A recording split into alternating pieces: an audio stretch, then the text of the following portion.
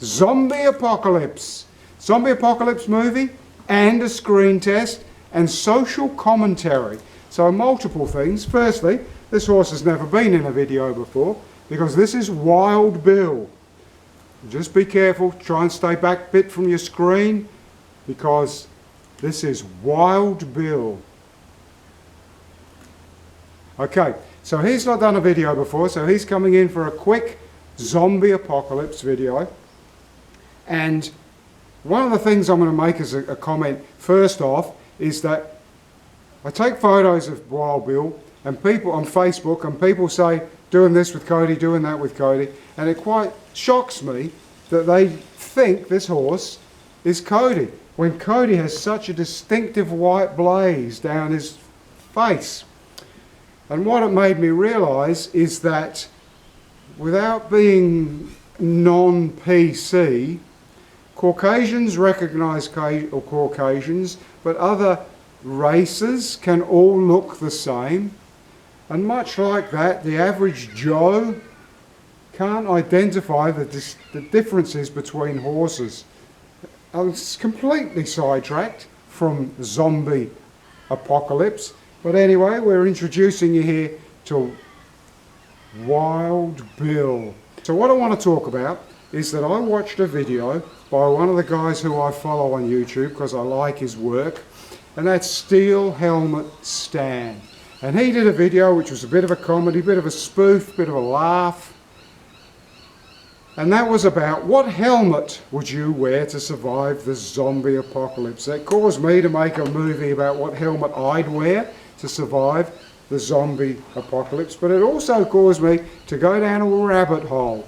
And I looked and I found a number of videos on YouTube that were about how to survive the zombie apocalypse, and there are many that are either the top 5 or the top 10 things you need to survive the zombie apocalypse. And I'm going to talk about 3 aspects of those videos that I watch. And the first aspect is, do you know not one of them, not one bill,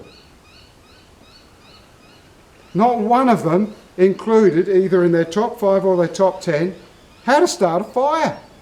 I was gobsmacked. You've got to have a ferro rod, so easy. You've got to be able to start a fire quickly and easily. Your matches are going to run out on you.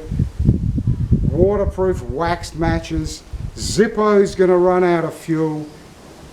Just back after a massive gust of wind came through and nearly blew us all over.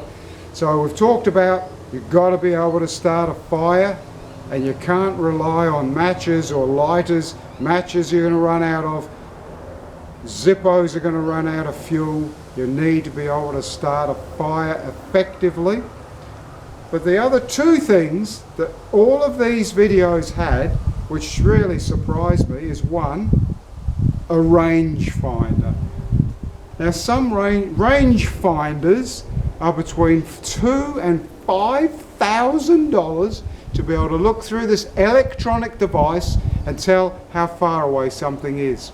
Now, okay, you could say you've got a high-powered rifle and you're shooting deer and you want to know the range you're shooting over. Well, how long are you going to have your rifle, and how long are you going to have ammo, and how good is your ammo going to be, and are you ever going to be able to find powder to reload your ammo? So you're going to be shooting. You're either going to be trapping, snaring, or using a bow and arrow.